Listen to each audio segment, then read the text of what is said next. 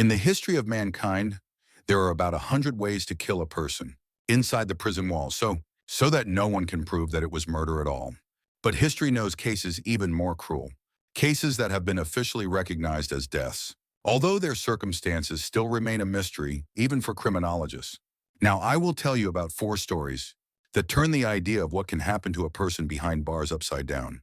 Some of them are officially recognized as accidents, others by murder, and still others were left without any explanation at all. And the worst thing? The truth may not be the one you hear in the news. Part 1. Jeffrey Dahmer and the line between murder and inaction. First, you need to understand the context. Jeffrey Dahmer is one of the most notorious serial killers in U.S. history. He killed 17 people, many of whom he dismembered, and he kept parts of their bodies in the refrigerator. In 1991, he was arrested. And this is where the story begins, which breaks all notions of justice. Dahmer ended up in maximum security prison. In the first years, everything was relatively calm. But in 1994, 3 years after the conclusion of he was attacked by 3 other prisoners. One of them, Chris Scarver, beat him to death with a metal pipe in the prison gym. Here's the point. The guards saw Scarver. They knew that these 3 people were in the hall, but they did not intervene. There were also no attempts to stop the attack during nor immediately after. Dahmer was found already dead. Officially, it was classified as murder. Scarver was convicted. But was it the negligence of the system? Was it unspoken justice? No one will answer for sure. Even now, there are people who believe that the guards did exactly what needed to be done. That's amazing. Wait, it gets even darker. Part 2. Execution in the style of the Middle Ages.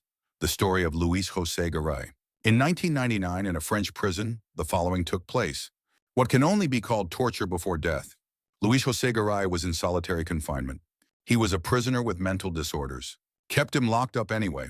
At one point, gas got into his cell. No leakage. Not an act of terrorists.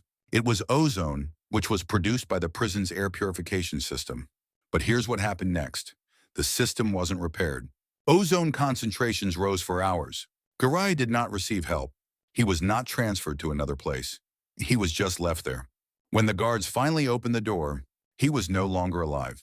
The cause of death was ozone poisoning. Officially, it was an accident, but the investigative commission established that the prison staff knew about the problem with the ventilation system at least 2 months before this event. This raises a question that seems innocent, but in fact opens the abyss. Who is responsible for the death? If the system kills a person, and people know about it and do nothing, this is murder. This is negligence? Or is it just a system that functions like this? How it is designed? Part 3. Death by inertia. The case of Anthony Grayson. And now a story from the UK, which shows how death can come from complete ignorance. Anthony Grayson was an inmate with a mental illness. This is an important point because he was not aggressive, wasn't dangerous, he was sick. In prison, he asked for psychiatric help several times. His complaints were documented. The guards knew, doctors were aware. But here's what happened. Grayson began to refuse to eat. This lasted for days. His weight was falling. At some point, he lost consciousness. And only then was he taken to the hospital. Too late. A medical report showed that death from malnutrition was entirely preventable. He had to be admitted to the hospital days before he lost consciousness. He had to be force-fed. It would have been legal, because he was mentally ill, but this was not done. Here's what's particularly terrifying. It wasn't a historic execution.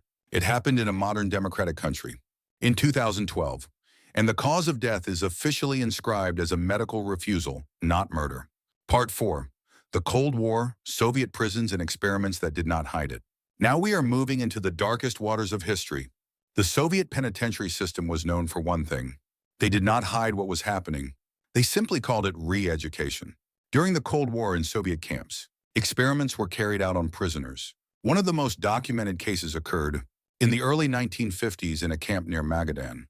Prisoners were deliberately starved to explore the limits of human endurance. But this was not an accidental cruelty.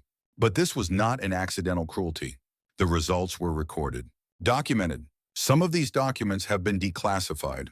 Only in the 1990s, deaths were counted as statistics and not as tragedies. One of the experiments lasted 47 days. During this time, a person loses approximately 40% of body weight. Death occurs from organ failure. A dying person remains conscious almost until the end. It's like watching a candle melt. But here's what is incredible. The experiments were not stopped because of cruelty. They were stopped because the results were not considered stable enough for scientific conclusions. The history of prisons is not only a history of crime and punishment. It's a story about how people act when they think no one is watching, how they act when the law is on their side, how they act when the victim is already deprived of a voice. Each of these deaths left documents, notes, witnesses, and yet the truth remains blurred, absorbed by a system that continues to function as if nothing had happened. The question is not what could have prevented these deaths.